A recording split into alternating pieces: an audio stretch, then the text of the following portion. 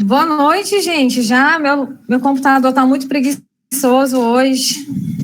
Ele pensa que é feriado para ele também, coitado. Não é. Deixa eu contar aqui algumas novidades para vocês que estão aqui. A gente está muito feliz pela presença de vocês. Assim, o turno da noite é um turno que eu admiro demais, né? Porque é um turno muito guerreiro. A gente sabe do sacrifício que vocês fazem para estar aqui com a gente. Mas é o seguinte, vocês não estão aqui de graça, tá? Então, vocês sabem que a parte de linguagens e códigos abrange aqui umas 5 disciplinas. Eu não sei se vocês têm todas, né? Tem português, tem redação, tem arte, educação física. Então, vocês vão estar ganhando esses brindes. Que brinde é esse, professor? É um iPhone? Claro que não, gente. Ninguém prometeu iPhone para vocês, nem Samsung, nem nada disso. A gente é humilde. A gente vai prometer o que a gente pode dar, que é o pontinho na média, não é isso, coordenação? A coordenação concordou, tá, gente? Sim, é porque também demorou, eu estava escrevendo, aí demorou, né? Viu, gente? Esses eletrônicos, eles pensam que é feriado, tá? Então, olha só, esses brindes, eles vêm para vocês automaticamente, viu? Então, olha só, vai vir esse brinde, eu vou apresentar para vocês o nosso palestrante da noite. E antes de apresentar, eu vou falar mais uma coisa. Olha aí que delícia, né? Que delícia. Que delícia. Gente, vocês estão vendo aqui no nosso relógio, são 7h10, né? 7h09, 7h10. Vocês vão ficar aqui até que horas? Vocês vão ficar aqui até as 8 horas, mas vai ser um papo tão gostoso que vocês vão chegar aqui 8h30 e vão dizer assim, vale, meu Deus, a gente ainda está aqui. Que delícia, que coisa maravilhosa, fica mais tempo. Então, a gente vai abrir aqui esse momento com o nosso professor Jackson, tá? E antes de ele começar, eu vou fazer aqui uma breve apresentação que chegou para a gente. Ele é escritor, ele é filósofo, ele estudou na mesma casa que eu, lá na UES, um lugar maravilhoso, sobreviveu sem surtar, né? Porque eu surtei, gente, eu não aguentei passar do terceiro semestre, viu?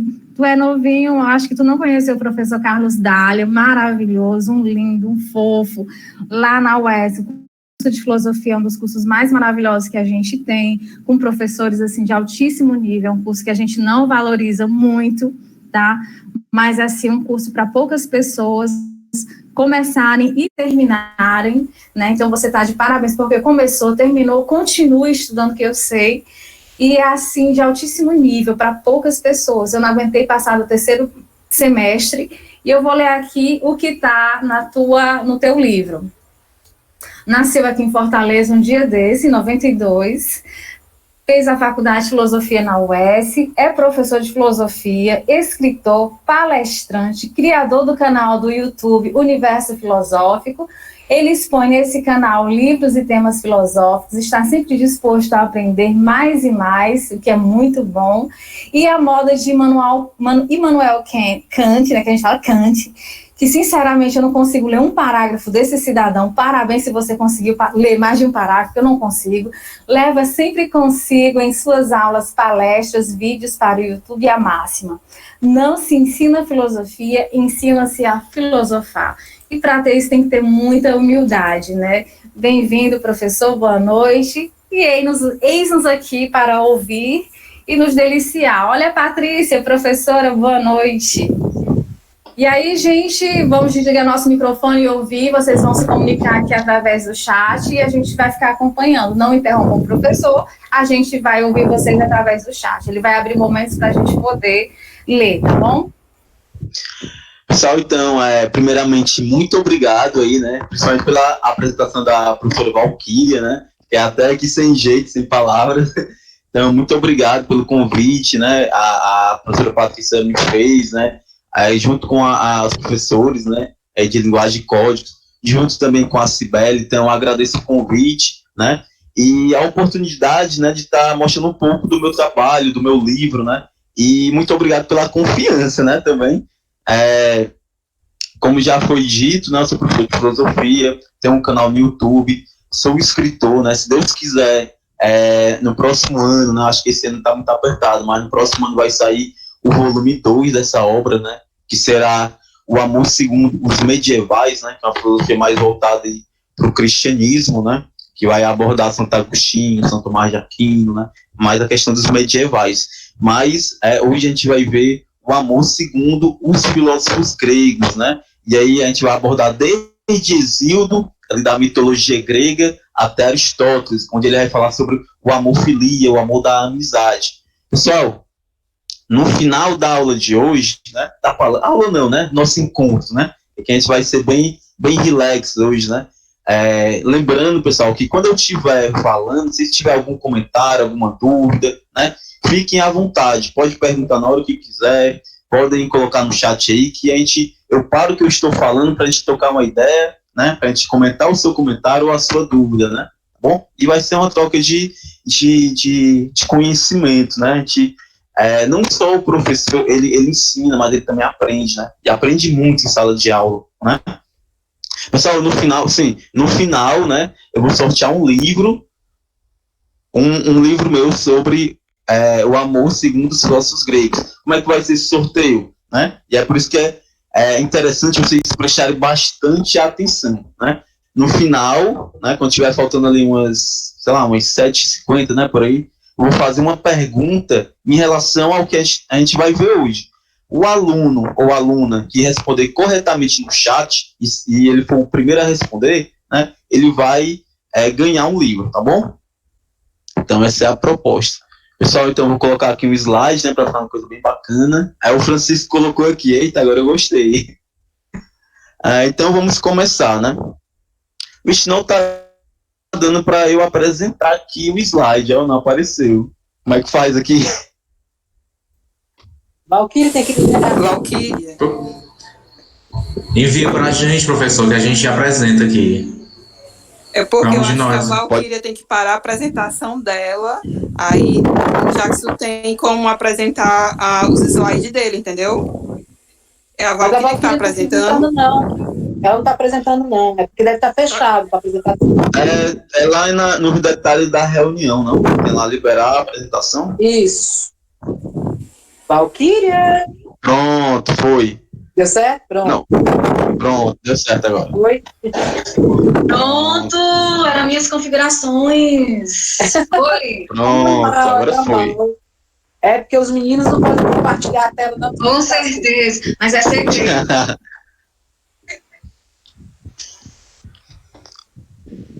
Pronto, pessoal. Então vamos começar aqui, né? O livro é esse aí que vocês estão vendo na telinha de vocês, né? A capa do livro, O Amor Segundo os Filósofos Gregos, né? Eu publiquei ele em 2020, ano passado, ou seja, ainda é uma criança, né? Ainda esse livro. E foi pela editora Caruá, né? Vamos aqui, apresentações. Eu acho que já foi falado muita coisa.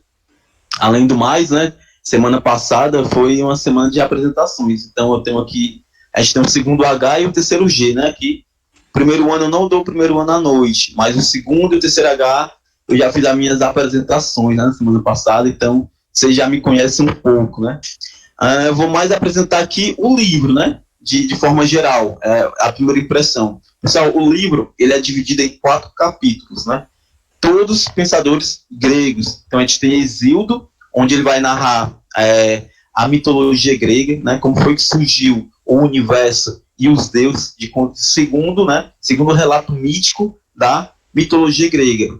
Depois, no segundo capítulo, temos aí o Empédocles, um pré-socrático, né, na época aí dos gregos, e os pré-socráticos, pessoal, foram um dos primeiros filósofos, né, considerado aí por muitos os primeiros cientistas da história, os primeiros a pesquisar o mundo, né, e buscar causas naturais no próprio mundo, né, explicações naturais, né, sem recorrer às histórias míticas, né. No terceiro capítulo temos aí Platão, e a gente vai ver um pouco aí sobre o amor platônico, sobre a arte da conquista, a relação, né, inicial, quando a pessoa se apaixona, quando ela quer conquistar a pessoa amada, né, como é que se dá essa relação de acordo com Platão. E por fim temos aí o quarto capítulo de Aristóteles, onde ele vai falar sobre o amor filia. Platão vai falar sobre o amor eros, Aristóteles sobre o amor filia, que deriva aí o nome, por exemplo, filosofia, né? Filos, né? Filia, que quer dizer amizade, amigo. E o Aristóteles, ele vai nos ensinar, né? Ele vai fazer a gente refletir que existe 3 tipos de amizade, né? E aí 2 são totalmente amizades egoístas, e a terceira, que ele chamou de amizade perfeita, seria a amizade virtuosa, a amizade verdadeira, que a gente vai ver um pouco mais na frente, tá bom? Então, praticamente é isso, né? Pessoal, se alguém tiver, né, algum comentário inicial, alguma dúvida, pode fazer qualquer momento aí no chat, fica à vontade, né? E a professora Valquíria pode ler aí para mim, né? Se eu não ler aqui no chat, e pode me interromper a hora que quiser, tá bom, professor?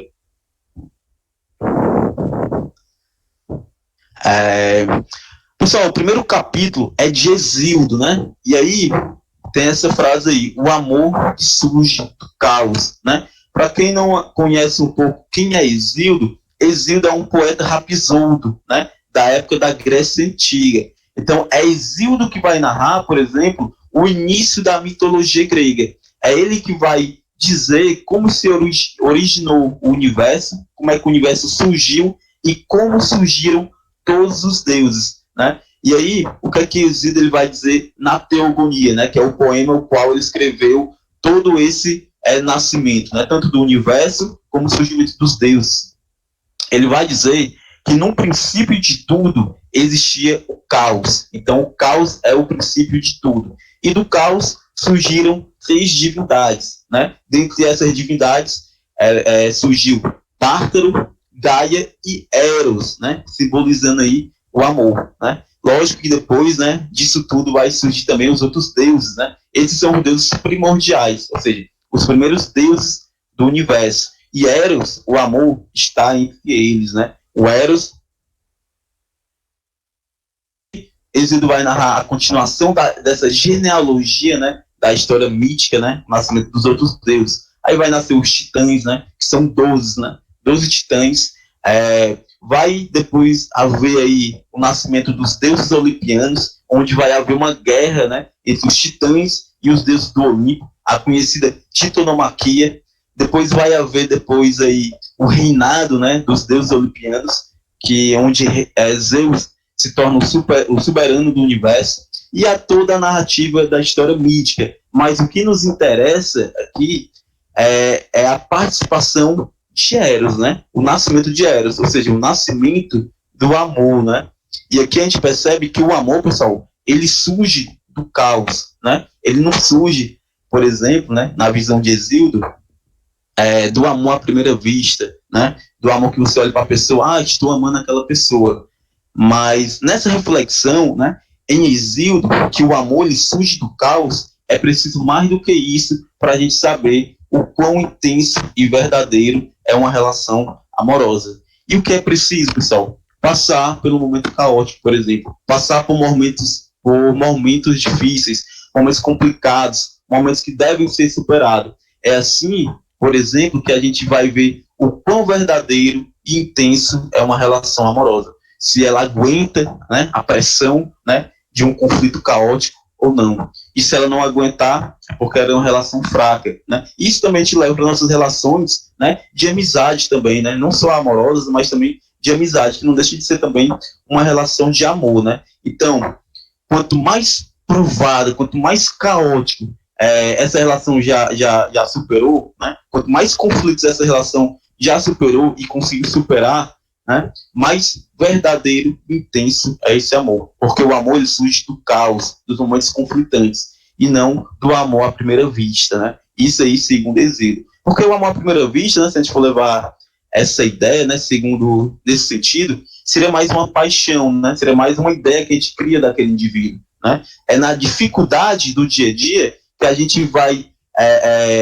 percebendo, né? E aí eu volto a dizer, o quão verdadeiro e intenso é o amor que a gente está vivenciando, tá bom?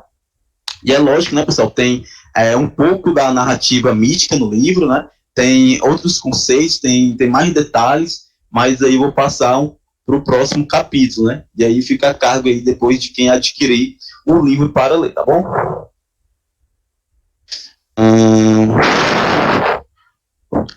O próximo capítulo, alguém tem algum comentário aí, alguma pergunta? Deixa eu... O Felipe levantou a mão, professor. O Marcos Felipe. Pode falar, Felipe. O amor, como o senhor falou aí, quando ele não supera algumas coisas, como que é o nome que eu esqueci? Como? Pode repetir, é que deu uma falhada aqui. quando o amor, que eu tava falando aí, não supera algumas coisas, né? Saudade, né? Sim. Aham. Qual é o nome? É assim, não é que há um nome, né? É que o amor verdadeiro, né? O amor intenso, a gente vai ver o quão maduro, pronto, é o amor quando ele supera as dificuldades da vida, né? Então, num relacionamento, por exemplo, seja amoroso, seja de amizade, seja no trabalho, seja em qualquer lugar, a gente vai ter momentos difíceis, né? E aí, é nesse momento que a gente vai ver o quão intenso é essa relação que está sendo mantida. Se ela é ingênua, se ela é fraca, se ela não é. Então, se eu estou num relacionamento que não aguenta conflitos, por exemplo, né? Como é que eu vou superar as dificuldades do dia a dia se essa relação é frágil, se ela não suporta, né, o peso, né, do caos? Porque o caos é uma coisa que acontece naturalmente na vida, né? A gente vai ter momentos alegres, momentos muito intensos na nossa vida, mas há também momentos de dificuldade que faz parte da vida e faz parte de qualquer relação. E é aí que mora a fragilidade, né, dessa relação, ou a fortaleza dessa relação, tá bom?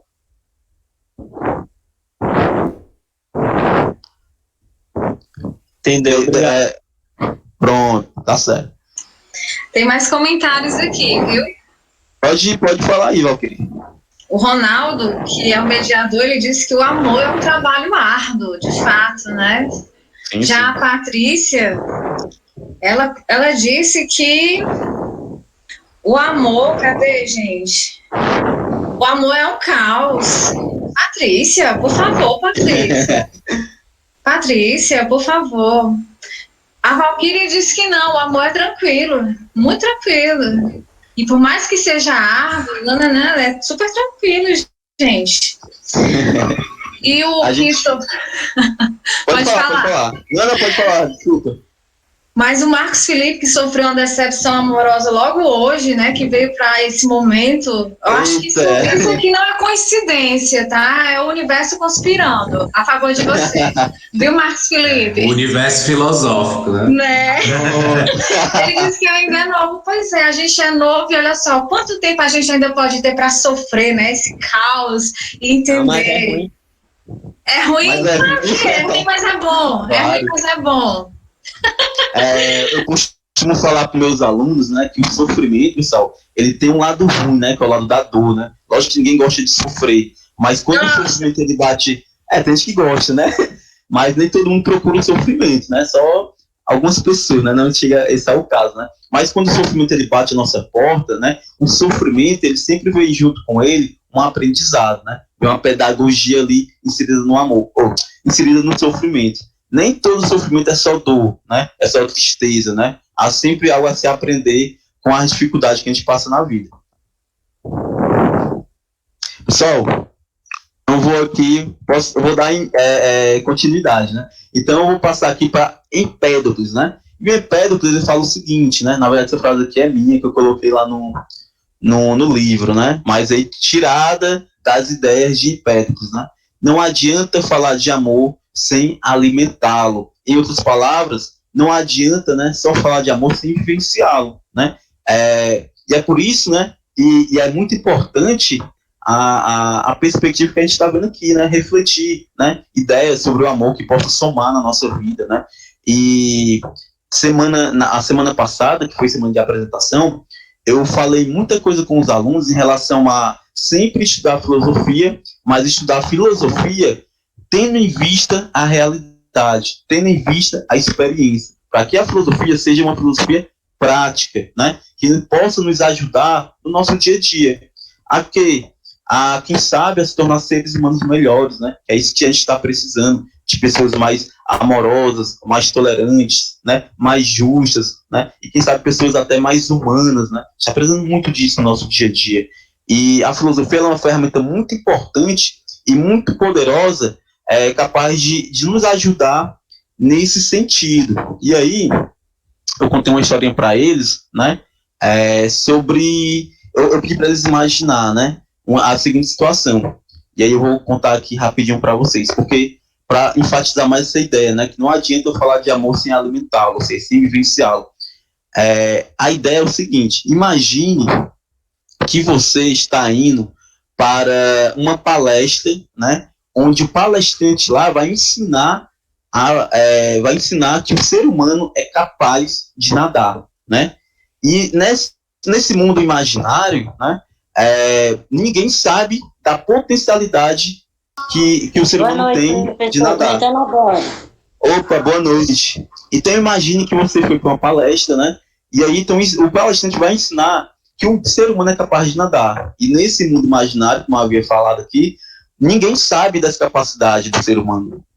E aí você vai para essa palestra, o palestrante fala toda a biomecânica do movimento, né, de natação, toda a teoria, e você sai de lá maravilhado. Ou seja, poxa, realmente, né, o ser humano é capaz de nadar.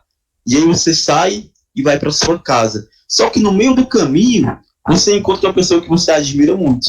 E aí na esquina, né, logo na primeira esquina que você cruza, você encontra essa pessoa, o qual você admira muito, e você é alegre, né? Você quer compartilhar, né, o que você acabou de aprender. E aí você fala: olha, acabei de aprender algo que você não vai acreditar. O ser humano, ele é capaz de nadar. E aí, essa pessoa que você admira, ela vai falar o seguinte para você: olha, isso é mentira, viu? Isso é balela. Tome cuidado, você vai acabar se afogando. E aí, na primeira esquina que você cruzou, né, o conhecimento teórico que você acabou de adquirir já foi roubado de você. Ou pelo menos já foi posto em dúvida, né? Para a gente ver o quão frágil é o conhecimento teórico, né? Mas vamos imaginar a seguinte situação. Vamos supor que você saiu dessa palestra, aprendeu toda a teoria, né? Biomecânica, como é que nada, tudo na teoria. E você foi direto para casa. Você não encontrou esse amigo, né? E aí, passou um dia, você começou a colocar a teoria em prática. Você começou a dar as primeiras nadadas, né? Passou um dia, passou o segundo dia tentando, né? Errando. E passou uma semana e você finalmente conseguiu nadar. Você vivenciou aquilo que você aprendeu em teoria, né? E aí, no outro dia, você andando pelas ruas, lá naquela esquina, você agora encontra essa pessoa que você admira muito. E aí, você maravilhado, você quer compartilhar com ela, né? Olha, você não sabe o que foi que eu aprendi, você fala para ela. E ela: o que foi? Rapaz, eu aprendi que o ser humano, ele é capaz de nadar. E aí essa pessoa vai olhar para você e vai dizer o seguinte: rapaz, tome cuidado, viu? Isso é mentira, isso é balela. Você vai acabar se afogando. Aí eu pergunto para você, né? De todo mundo aqui que está na palestra, né? Nesse encontro, né? Gostoso, né? Será que essa pessoa vai conseguir convencê-lo do contrário? Não vai, pessoal. Sabe por quê? Porque não é mais teoria. Você viveu, você nadou, né? Você vivenciou aquilo que você aprendeu. Então é um conhecimento que vai ser bem mais concreto na sua vida, né? Então é muito importante, sim, a gente teorizar, né? Formar nossas teorias, nossas reflexões, mas mais importante do que isso é a gente viver, a gente vivenciar, saber que aquilo que a gente está aprendendo realmente faz sentido na nossa vida, realmente tem algo a somar na nossa vida e acrescentar. E quem sabe, né, nos tornar seres humanos melhores. Então, por isso que eu, Empédocles, né, e aqui eu coloco essa frase: não adianta falar de amor, né, sem alimentá-lo. É preciso viver o amor, né, é preciso falar, mas vivenciar aquilo que a gente está teorizando. Bom, pessoal, dito isso, né, quem foi Empédocles?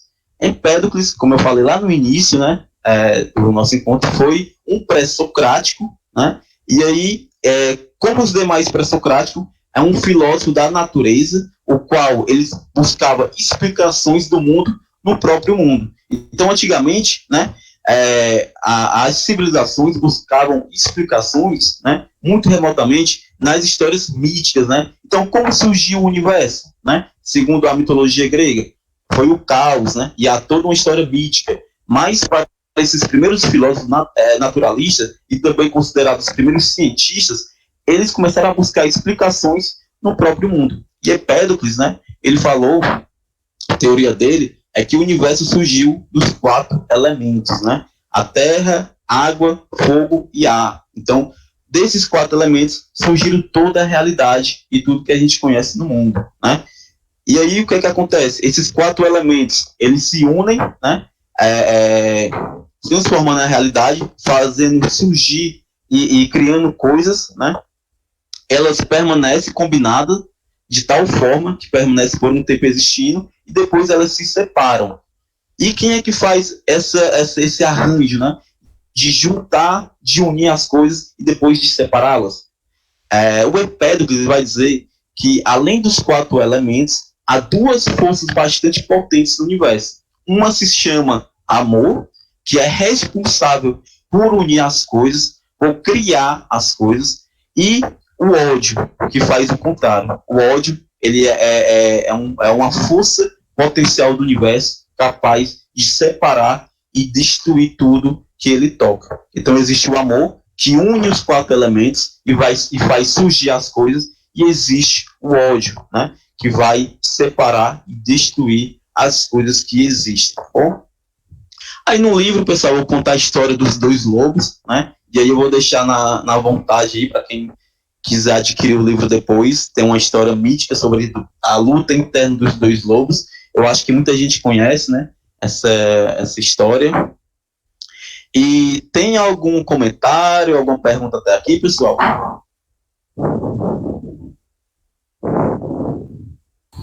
Professor. Oi. A gente estava conversando, você estava falando sobre, os meninos comentaram aí, né, do amor e a experiência aí, de o amor que se acabou, e aí eu falei da idealização, né? Sim. Da idealização do amor. E aí a gente vai chegar ainda em Platão, né? E aí você vai falar sobre essa questão da idealização, né? Porque a gente vê muito a idealização do amor, né? No cinema, na literatura, na música, né? Nós somos muito bombardeados, né? Por um amor que é idealizado, né? Um amor que não está ao nosso alcance, como se a gente não merecesse aquele amor lá que a gente vê. E aí acho que os meninos iam gostar de ver você falando sobre isso, porque aí ia bem conectar com o que eles estão, enfim, né? Conversando aí. Sim. Que na verdade, né? E aí a gente vai ver lá já daqui a pouco, né, no Lises, né, quando ele fala, né, Platão, no livro Lises, ele fala um pouco sobre a arte da conquista, né? Então existe uma relação primordial no início de toda relação, segundo os gregos, né, que é a relação entre amante e amado. E o amante, no primeiro momento, ele idealiza a pessoa amada, né? Ele não vê nenhum defeito na pessoa amada até. Ele enxerga a pessoa amada como um Deus. Não existe nenhum traço de defeito, né? É tudo perfeição. E aí fica muito complicado você amar realmente a pessoa, porque você acaba amando algo que você inventou, né? Algo que você idealizou, e não aquela pessoa em si que você está convivendo. E aí vai ser no momento da realidade, né, na convivência, que você vai conhecendo melhor o outro, e ele vai se mostrando realmente quem ele é.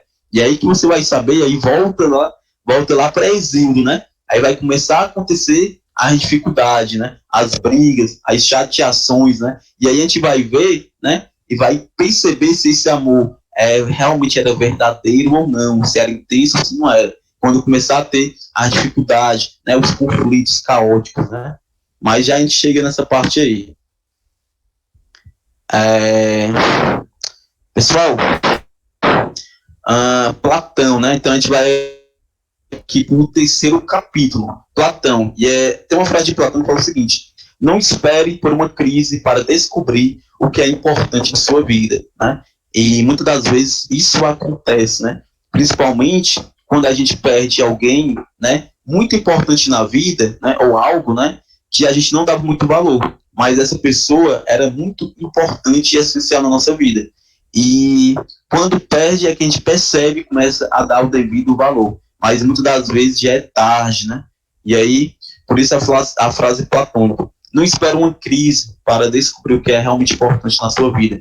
Muitas das vezes, a gente perde muito tempo com aquilo da vida que não é essencial. E aquilo que é essencial para a nossa vida, muitas das vezes a gente não dá muito tempo, a gente não dá muita importância. Então, essa alerta, né, de Platão: não espere uma crise, né? Não espere perder algo importante na sua vida, né? Para você ver o quão aquilo era essencial, né? E aí você perde a oportunidade de conviver, né? De viver mais um pouco e de dar real importância ao que é essencial e importante na vida.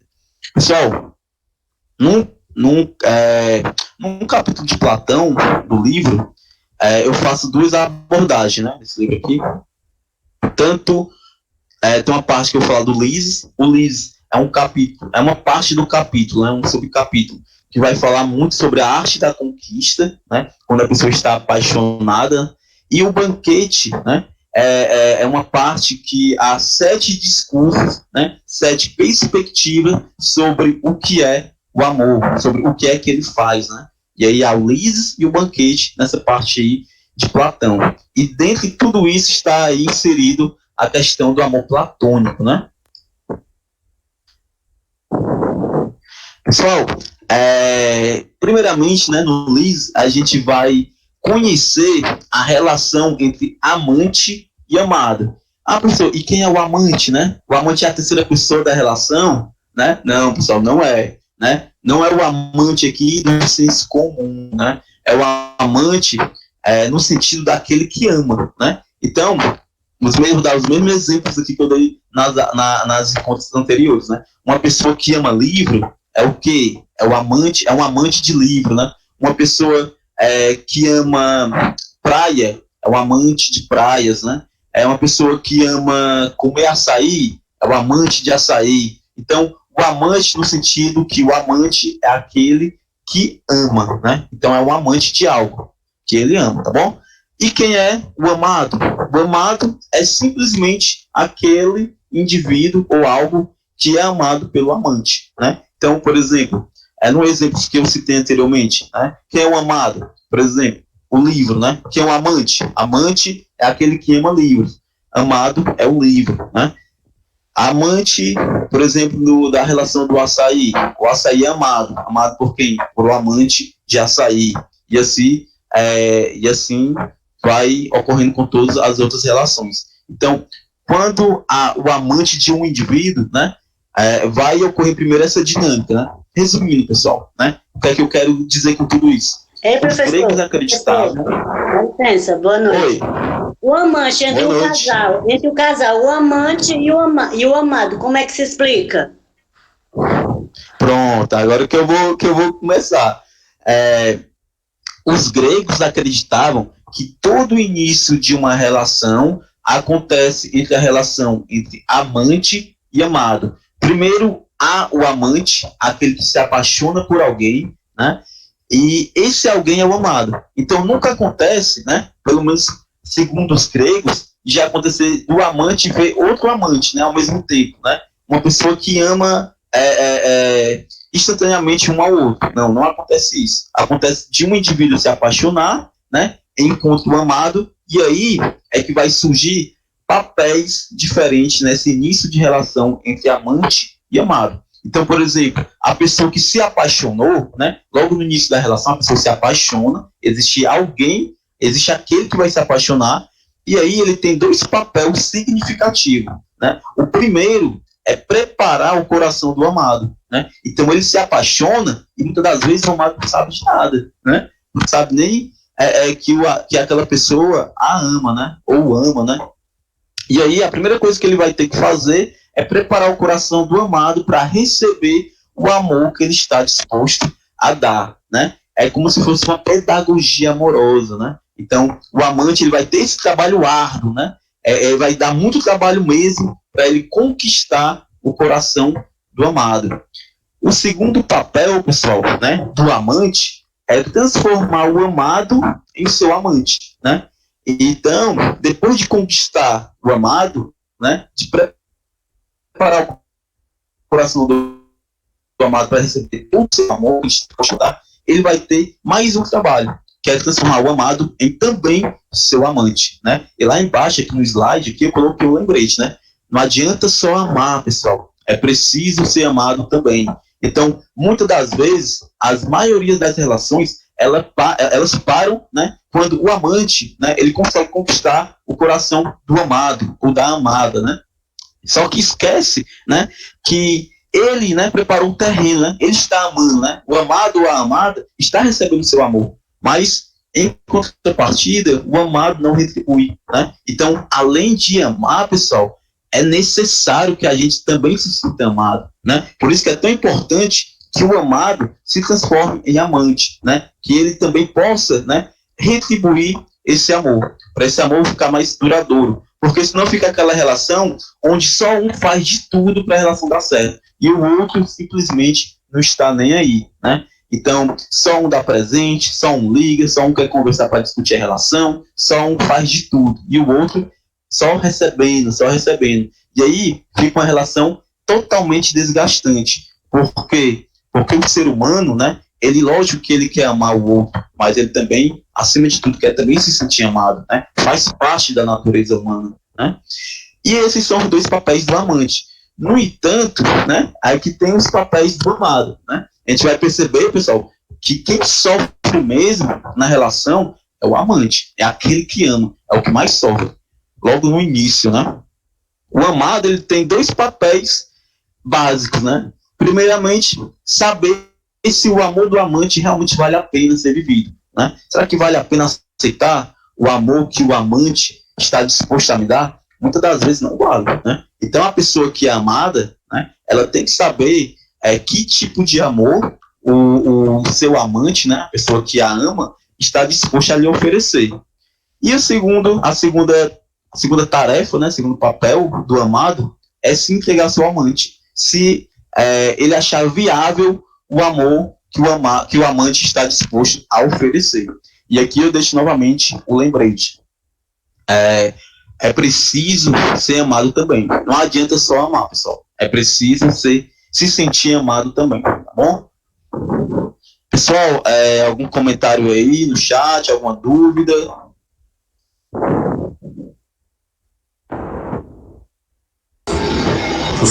Professor, todo mundo aqui está falando sobre se amar, né? Amar a si mesmo antes de amar. Comentando também sobre, deixa eu ver aqui, peraí, porque tá bem animado o chat, tá todo mundo aqui, porque o amor rende, viu? Rende muito assunto. E aí tá todo mundo citando também o amor da família, o amor dos amigos, né? Sim, sim. Falando desse amor mais amplo, né? Sim, sim. E mais ou menos isso. E principalmente essa coisa de se encontrar, né? De se amar e se conhecer, enfim. Sim, sim. E é como colocaram aí, né? Essas relações, né, elas não são só entre relações entre casais, né? Mas também se estende também a família, né? Entre pai, mãe, filho, irmão e irmã, né? Essas relações elas vão se estendendo, né? E há de haver essa troca, né? Essa doação e também esse retorno, né? Professor, Pode dar assim, a respeito que a gente viu que tem uma pessoa que acabou de romper um relacionamento e está sofrendo, né? Uhum. Com essa ruptura, enfim, e está se desiludido com o amor, e aqui está revelando para nós, está compartilhando com a gente sobre isso, e diz que tem até medo de amar novamente. A gente sabe que mais cedo ou mais tarde, já que é uma pessoa jovem, vai amar novamente, né? Mas sim, que sim. conselho você daria para esse jovem que se diz estar com medo de amar novamente? Primeiramente, né, eu vou aqui citar alguns conselhos que na verdade não são meus. Esses conselhos são de Ovídio, né, que é um poeta aí romano, né, que ele escreveu um livro chamado A Arte de Amar, o qual ele vai explicar como a pessoa que se apaixona, né, ela deve se comportar diante do amado, da pessoa amada, e o que ela tem que fazer para conquistar a pessoa amada. Então ele escreveu esse livro A Arte de Amar. Como também, na parte do meu livro, né, aqui do Liz, há um exemplo concreto onde o Liz é um rapaz que ele está apaixonado pela pessoa amada, e Sócrates ele vai falar como ele deve se comportar diante da pessoa amada, e ele vai dar algumas dicas, né, que está aqui no livro. No entanto, né, o Ovídio, além de escrever A Arte de Amar, ele escreveu também os remédios para o amor, ou seja, caso a conquista não dê certo, e aí o que fazer, né, com o amor, né, com o amor que não deu certo, o amor amargurado, né, para que esse amor não vire ódio, né, porque muitas das vezes, né, o amor ele tem essa capacidade, né, e a gente vê depois lá na filosofia moderna, com Spinoza, né, que o contrário do amor, das afeições, né, todas as afeições elas têm o seu contrário, e não é diferente com o amor. E o contrário do amor, muitas das vezes, é a raiva, é o ressentimento e o ódio.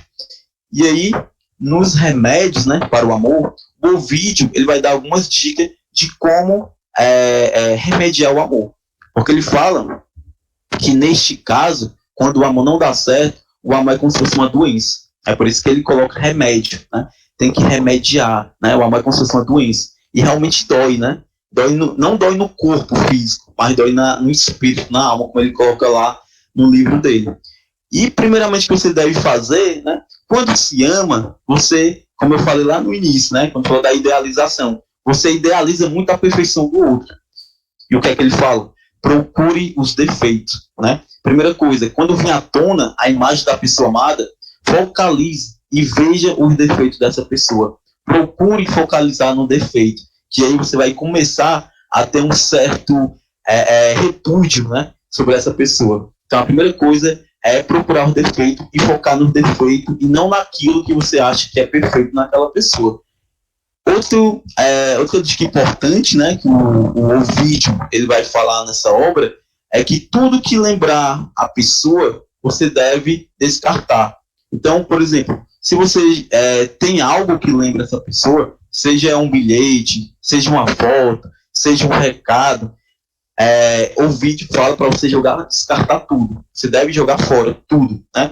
Até os ambientes, né, que você provavelmente pode ver essa pessoa, você deve evitar. Porque ele vai falar que o amor, né, a paixão, é como se fosse um fogo. E quando ele está, né, apagando, né, muitas das vezes está bem fraquinho, mas às vezes de ver uma foto ou algo do objeto do amado, né, esse fogo ele se reacende, né, e aí fica novamente aceso, né, essa paixão. Então é muito importante, né, segundo o Ovídio, focar nos defeitos da pessoa amada para poder esquecê-la, né, para ter um certo repúdio e jogar fora tudo aquilo que faça lembrar, né, que traga à tona a imagem dessa pessoa. Então praticamente esses os conselhos amorosos, né, dos remédios para o amor do Ovídio. Espero que ajude aí. Professor, esses filósofos falam sobre o amor como a possibilidade de ele acabar, porque a gente tem essa coisa do amor, o amor que não acaba, o amor eterno, né, de ficar com aquela pessoa para sempre. Isso só veio depois, eles já falavam sobre isso, assim, sobre esse fim, né, esse fim do amor, sim, né? Sim, já falam, né, principalmente que a gente vê em Empédocles, né, que a gente falou, que não adianta falar de amor sem alimentá-lo.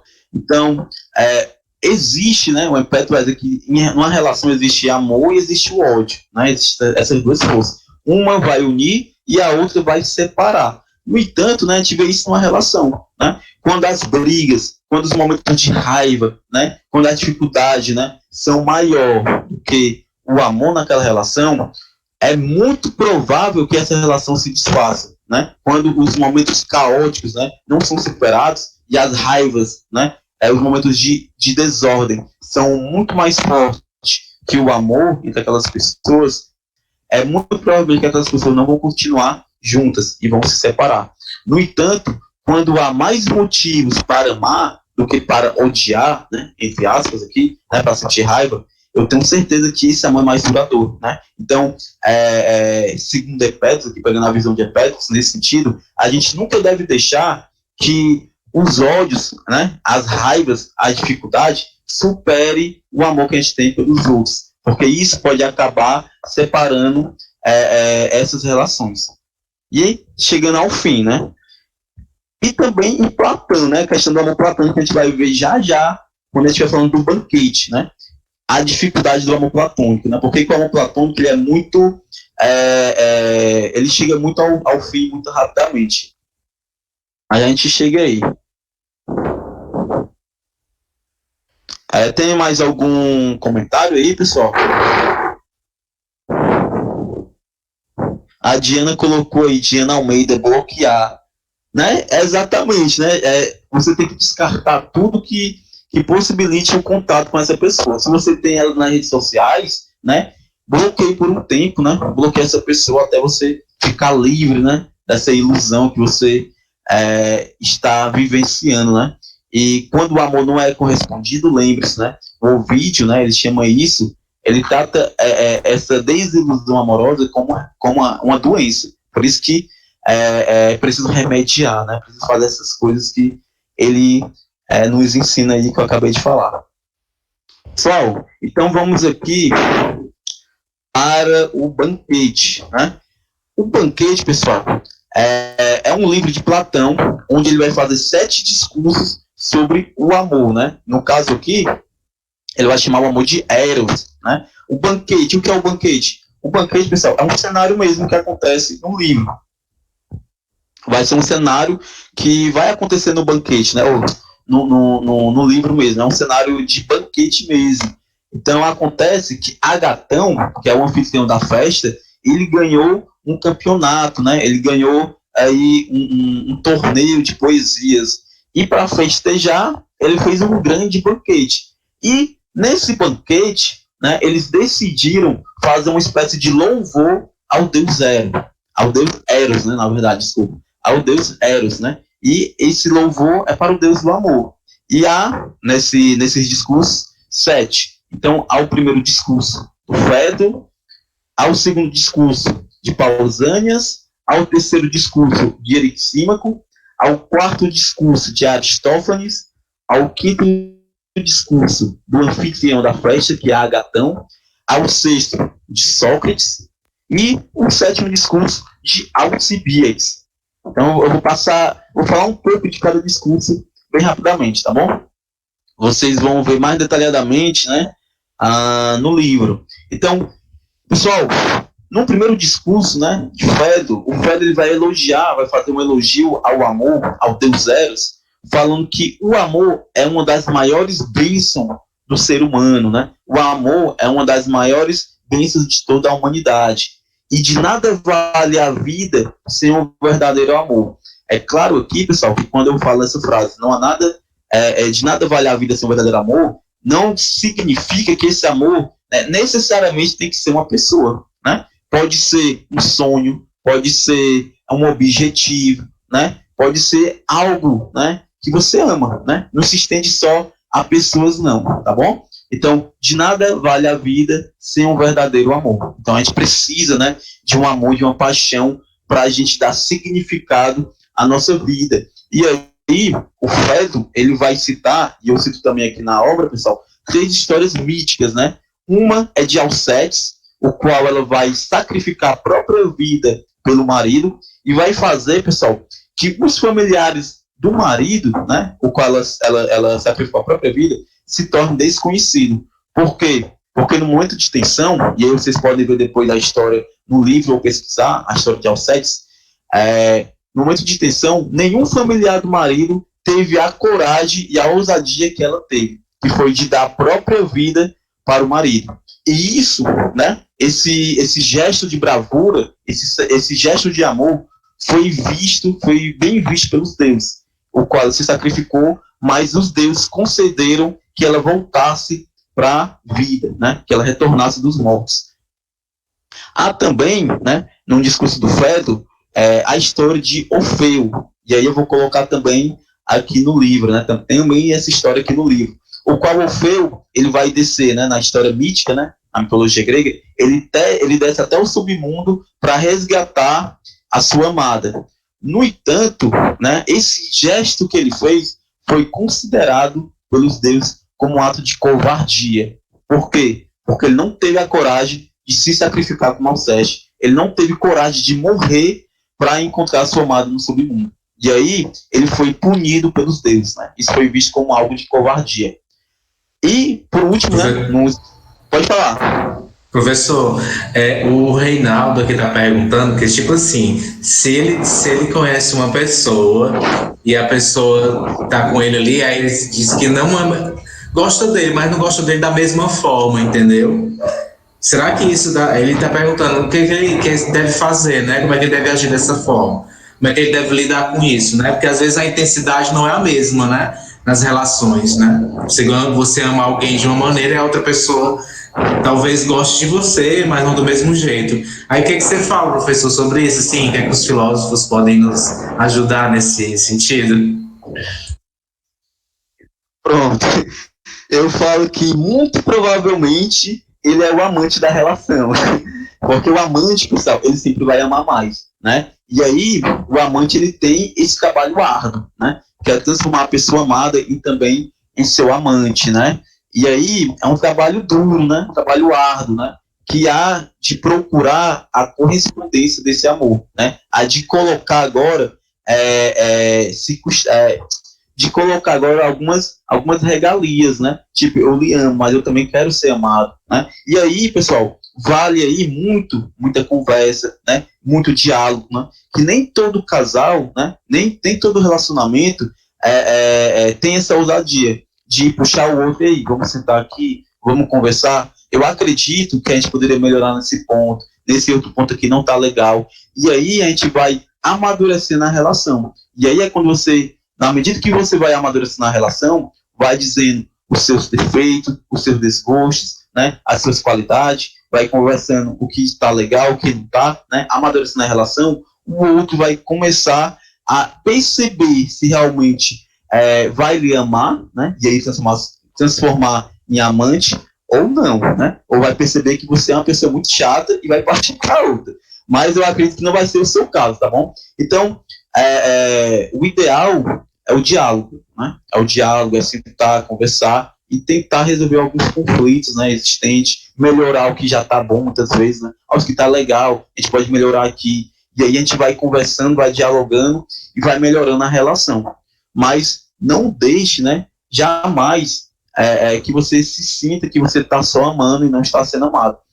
Como eu coloquei lá anteriormente, é preciso amar, sim, mas é preciso também, necessário, a gente se sentir amado pelo outro. Isso é muito importante. De nada vale a gente só amar se a gente não se sente amado. E se isso continuar depois de tudo isso, né, de tantas conversas, de tanto apontamentos, eu acredito que é a hora de partir para outra pessoa, que é uma pessoa que não vale a pena, né? Uma pessoa que... Porque, como colocaram no chat, né, a gente numa relação, a gente também tem que se amar, né? E a gente tem que se dar o nosso próprio valor, a gente tem que saber o valor que a gente merece, né? E se você ama uma pessoa de tal maneira e essa pessoa não corresponde, né, essa intensidade que você está amando, né, e aí, será que é uma coisa para você mesmo refletir, a gente refletir, será que realmente é uma pessoa que vale a pena eu conviver com ela, né? E aí é algo que cabe a cada um de nós decidir, né, se sim ou se não, tá bom? Gente, o diretor também está precisando aqui de umas dicas, fala aí. Ele está querendo saber como é que a gente faz para o amante, né, conquistar mais ainda o amado, né, para o amado se tornar o amante. É isso, produção? O amado, né, como é que a gente conquista mais o amado? Né? Há algumas táticas, né, de Ovídio, por exemplo, né, e há também... Cuida, viu? Segura aí para ti, ô Silvio. há algumas táticas aí do poeta Ovídio, o qual ele vai dizer que nós devemos conhecer, né, nós eu colocando aqui, né, me colocando também, né, o amante ele deve conhecer todos os gostos do amado. E aí, né, o amado ele tem que aprender a gostar daquilo, o amante ele tem que aprender a gostar daquilo que o amado gosta. E se o amado ele gosta de tal tipo de música, ele tem que procurar gostar daquelas músicas, né, frequentar os mesmos ambientes, ter os mesmos interesses, e ele vai conquistando, né, aquela pessoa, né? Lógico, né, que isso não deve ser de maneira falsa, né? Porque o amado ele vai perceber que ele não é burro, né? A pessoa não é burra, vai perceber que você está fingindo, mas você realmente deve procurar se tornar o mais semelhante possível, essa é a palavra, né, que ele usa, o mais semelhante possível do amado. E aí, nessa semelhança, o amado ele vai criando uma afinidade com o amante, e aí, quem sabe, vai começar a se tornar o amante do próprio amante, tá bom? E aí tem mais algumas coisas, né? Por exemplo, eu abri aqui o livro aqui, eu não ia puxar muito esse assunto do amante amado, não, mas eu vou colocar uma frase aqui do meu livro, só um instante.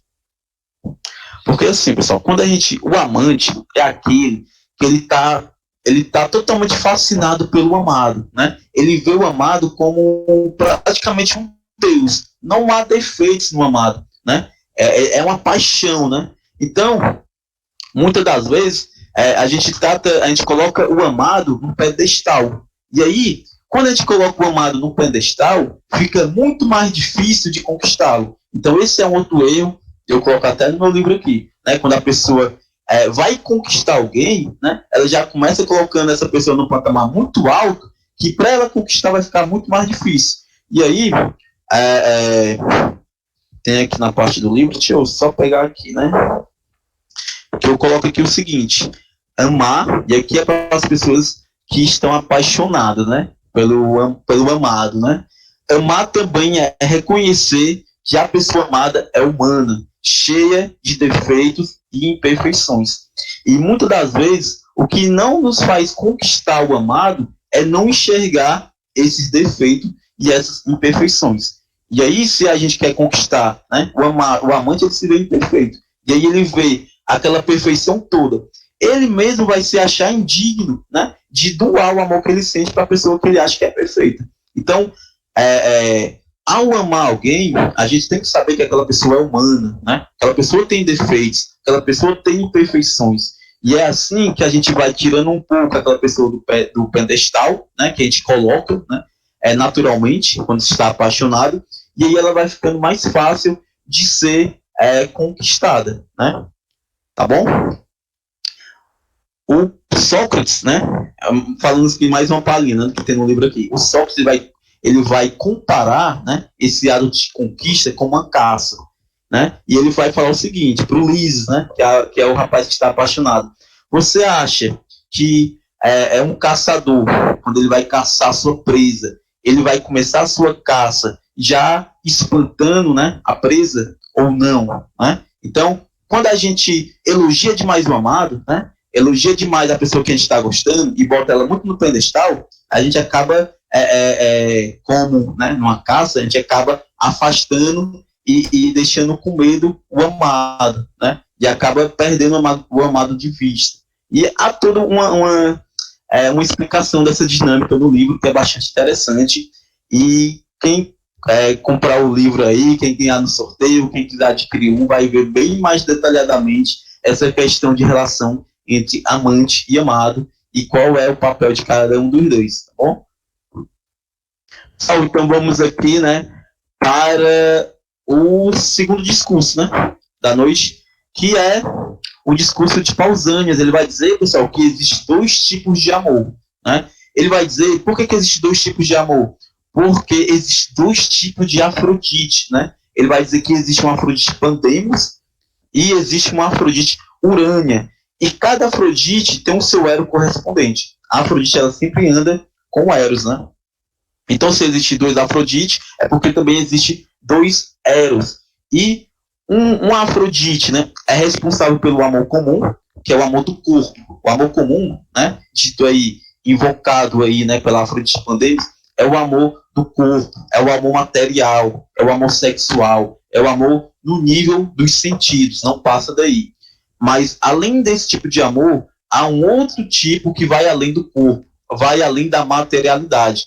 É da Afrodite Urânia, o qual ele vai chamar de amor celestial. É o amor pela alma, é o amor pela o que aquela pessoa representa como ser humano. Então, não se ama só o corpo daquela pessoa, né? Só a sexualidade daquela pessoa, por exemplo. Se ama muito mais do que isso. Se ama a alma daquela pessoa, se ama de corpo e alma, né? Se ama o ser humano que aquela pessoa representa para você. Então, há o amor comum, que é o que a maioria esmagadora das pessoas vivem, né? Esse tipo de amor, que é somente pelo corpo, mas há também um amor que é um amor virtuoso, que é o amor pela alma, o amor pelo indivíduo, tá bom? E aí tem mais detalhes, né, desse discurso no livro, né? Estou tirando aqui só algumas coisas. O terceiro discurso, pessoal, é do Erixímaco.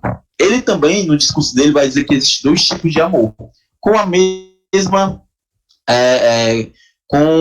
premissa, né? Porque existem 2 tipos de Afrodite. No entanto, ele vai dizer que um amor é doentio, existe um amor que é doentio, e existe um amor que é o amor saudável. Então, qual seria o amor doentio? O amor doentio, pessoal, é aquela relação que me deixa um sujeito totalmente desequilibrado, né? Uma relação que me deixa pior como ser humano, né? Que desorganiza, desequilibra a minha vida. Então, é um amor doentio, que muitas das vezes eu acredito que isso é amor, e aí fico alimentando mais e mais e mais essa relação, e fico nesse ciclo de um amor doentio, um amor que não me agrega nada, né? Que me deixa mais ainda uma pessoa desequilibrada, né? Que me deixa uma pessoa menos humana. No entanto, né, o Erikson vai dizer que existe um amor saudável, né? Que é o amor que acrescenta, um amor que soma na minha vida, um amor que traz harmonia, né? Que traz equilíbrio e que me faz crescer como ser humano. E aí vem a pergunta, né? Será que a gente está preso, né, nas nossas relações? Porque isso não é só em relação amorosa, a gente pode estender, né, como fizeram aí nos comentários aí, mais cedo, para as nossas outras relações, tanto de amizade, como de trabalho, né? Será que a gente está preso a relações doentias, ou a gente cultiva o amor saudável, né? O amor que me faz crescer como ser humano, me faz crescer como pessoa, né? Fica aí a reflexão para a gente. O quarto discurso, pessoal, é o discurso do Aristófanes, né? E ele vai falar o mito do andrógeno.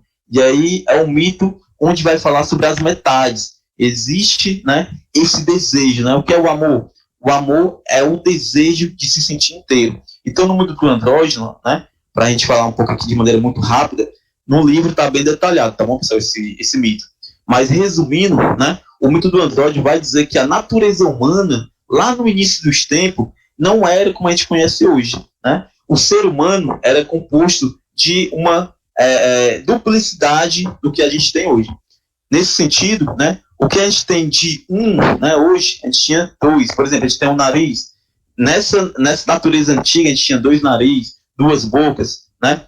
A gente tem 2 braços, então a gente tinha 4 braços, né? 4 pernas, e por aí em diante. Ou seja, tudo que a gente tem hoje, a gente tinha 2. Tem uma cabeça, tinha 2 cabeças. E houve um conflito entre esses primeiros seres humanos e os deuses do Olimpo. E aí, Zeus, juntamente com Apolo, ele decidiu cortar todos esses indivíduos, todos esses seres humanos em 2. E foi a partir daí que surgiu o sentimento do amor, que é esse desejo de voltar à natureza original, ou seja, um desejo de se sentir inteiro novamente. E a gente procura essa unidade a partir da relação com o outro, né? E a gente procura o amor, que seria o sentimento de voltar à natureza inicial, essa natureza, né, que nos foi tirada, a natureza de me sentir inteiro. Alguém quer falar alguma coisa? Tem algum comentário aí, pessoal?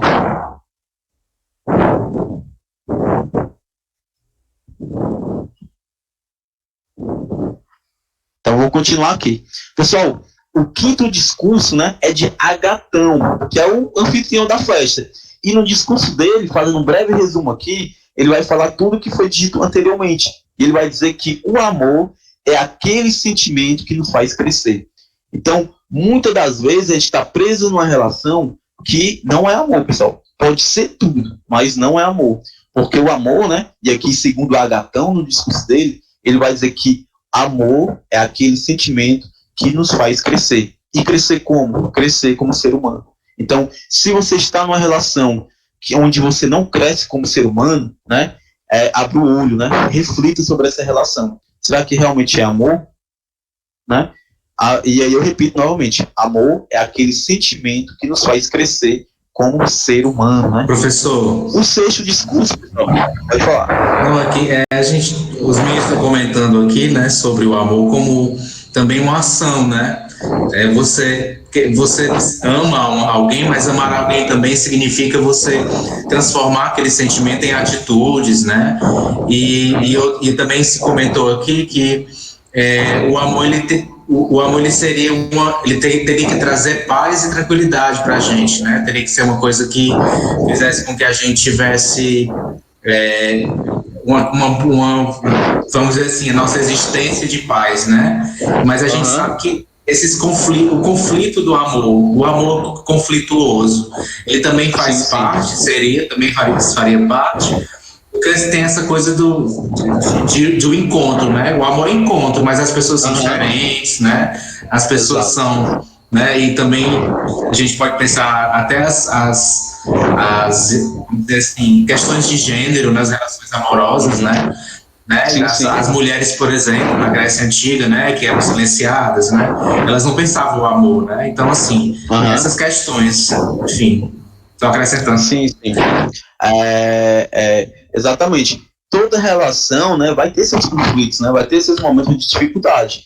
No entanto, né, quando o Eric Simek ele fala sobre amor doentio, é quando essa relação, né, acima de tudo, é uma relação que deixa uma pessoa pior. É uma relação, muitas das vezes, uma relação abusiva, né? A gente vê na nossa sociedade, né, que há mulheres que vivem relações abusivas, onde o marido, né, acontece o inverso, né, mas é muito mais com as mulheres, né, onde o marido, né, muitas das vezes, né, subjugam as mulheres, né, deixando elas menores do que elas deveriam ser, né, e aí há toda uma repressão em cima dessa relação. Então, será que essa relação é uma relação saudável, uma relação doentia?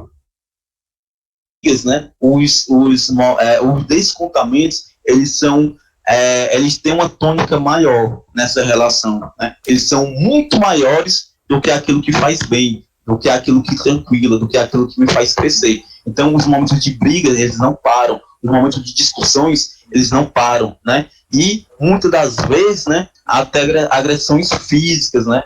Então, é um amor totalmente desequilibrado, um amor que fere a pessoa como ser humano, né? Então, é doentio nesse sentido. Aí, quando aquela relação me fere como ser humano, não é uma relação saudável. Então, a gente tem que procurar, por mais difícil que seja, muitas das vezes, procurar relações que sejam saudáveis, né? Que me façam melhor como ser humano, me façam crescer, e não que me firem enquanto ser humano. Bom? É verdade. Aqui é o que a gente costuma, só um minuto, professor, é o que as pessoas costumam chamar de relações tóxicas, né?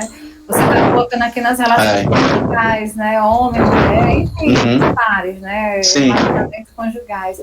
Aqui você está colocando a relação conjugal no sentido da violência também. A gente percebe no dia a dia, pelo menos eu vejo isso com alunos, eu vejo isso com amigos, em que há casos que a mulher não pode ganhar mais nome, ela não pode crescer, ela não pode nem mesmo estudar. Né? A gente Exatamente. Trabalha em escola, a gente costuma ver isso, o homem pode crescer e a mulher às vezes não pode nem sequer estudar. Às vezes isso acontece, principalmente eu vejo isso no turno da noite, quando a pessoa volta a estudar e teve estudo interrompido lá no comecinho, na idade certa, e voltou a estudar depois de certa idade, quando os filhos cresceram, porque o marido não pôde ser parceiro naquele momento que os filhos eram crianças, né? Não pôde ser parceiro naquele momento, né? Não pôde compartilhar daquele momento, e a mulher ela teve que se sacrificar em prol da família, né? Teve essa situação também. E muitas vezes essa mulher até, assim, ela foi abandonada por aquele homem, mas isso não é a questão aqui. Sim. O que eu queria trazer para cá também, como você assistiu de manhã, você trouxe essa relação também, não só em relação aos parceiros e parceiras, mas aos amigos, né? Essa questão também das amizades. Às vezes você tem um amigo ou uma amiga que também não te permite crescer. Aquele relacionamento tóxico de um colega, de um amigo mais próximo, que não aguenta ver você crescer. E aí ele vai, um familiar, de repente, não te permite crescer também, e aí é o que a gente está chamando atualmente de relacionamento tóxico, que é bom que você se afaste. Da mesma forma que você falou de manhã, né? Trazer isso para abrir os olhinhos e perceber isso. Era só isso. Tá ótimo, né? E é isso mesmo que a professora acabou de falar, né? Tem mais algum comentário, pessoal? Alguma pergunta, algum comentário? Algo a acrescentar? Acho que só a Ana Maria que disse que não cresce. O Reinaldo levantou. Verdade. Pessoal, então vamos aqui, né, dar seguimento, né? Pessoal, o sétimo discurso é o do Alcibiades, né? E o Alcibiades, né, num banquete, né, ele não está presente nos outros discursos. Então ele chega, é muito engraçada a cena, né? O Alcibiades é um general, né? Ele é um soldado, e ele chega lá chutando a porta, né? E é muito engraçado, né? Essa parte. E aí ele pergunta o que o pessoal está fazendo, né? Ele, a gente está fazendo discursos, né? Em prol de Eros, né? Em prol do amor. E aí ele decide fazer algo. Ele, não, eu não vou falar sobre o Eros em si. O que eu vim falar aqui é sobre Sócrates, né? Sobre a beleza interior de Sócrates. E aqui, para resumir o discurso do Alcibiades, eu coloquei uma frase minha que eu coloco lá no meu livro, né? A beleza exterior de uma pessoa pode até nos seduzir, mas é a interior que nos faz amá-la, né? Então, a beleza exterior de uma pessoa, né, é muito provocativa, né? Muitas das vezes, e realmente tem a capacidade de nos seduzir. Mas isso não é o suficiente, pessoal, para a gente verdadeiramente amar aquela pessoa, né? É preciso de mais. É preciso a beleza interior. É essa beleza que nos faz amá-la, tá bom? Então esse é o 7º discurso do banquete. Eu coloco o mito lá, né? Do tesouro interior, né? É um mito hindu, também que eu coloco em relação a esse discurso de Alcibiades, mas aí eu deixo para vocês depois ler no livro. Pessoal, e por último, a gente passa aqui para o 4º e último capítulo, mas não menos importante, né? De Aristóteles, o qual ele vai falar sobre o amor da amizade. Pessoal, o Aristóteles, ele vai chamar o amor de filia, né? E há 3 tipos de amizades, né? E aqui resumindo, né? Lógico que no livro está bem mais detalhado, pessoal, mas aqui resumindo aqui, existem 3 tipos de amizade segundo Aristóteles. Existe a amizade que se baseia na utilidade do outro, ou seja, eu me relaciono com o outro, eu tenho o outro como amigo porque ele me é útil, né?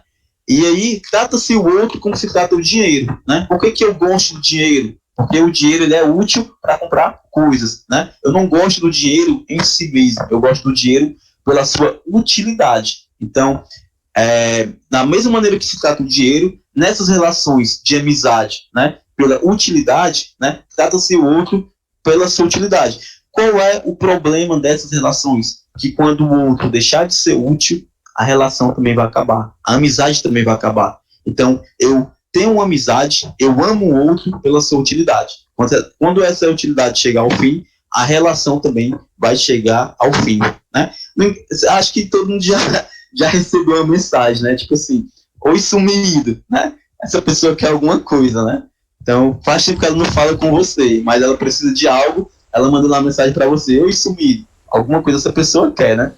Mas, professor, professor, estão aqui fazendo uma pergunta bem, porque assim, esse tema, né, é um tema que rende bastante, né? E aí tá muito animado aqui, o chat.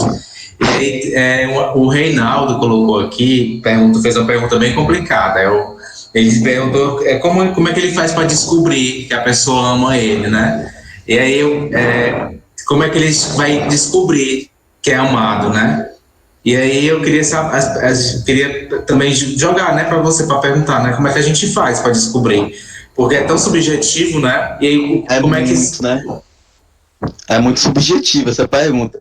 Mas a gente pode ter algumas referências, né, de como a pessoa ela gosta de você ou não, né? Percebendo, principalmente, se essa pessoa ela quer seu bem, né? Então, você pode até refletir aqui, né, que tipo de relação você está envolvido. Por exemplo, né, será que essa pessoa está se relacionando com você, seja em forma de amizade, ou seja mesmo do relacionamento conjugal, pela sua utilidade, né? Será que é um relacionamento útil, né? Ou realmente ela quer o seu bem? E aqui a gente entra, né? E aí com certeza vai fazer você refletir um pouco, né? Sobre essa relação que você está perguntando aí. Será que eu sou amado mesmo, né?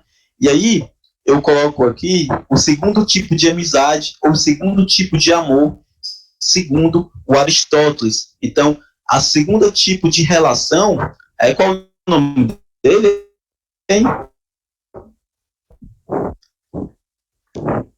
Bom, vou continuar aqui.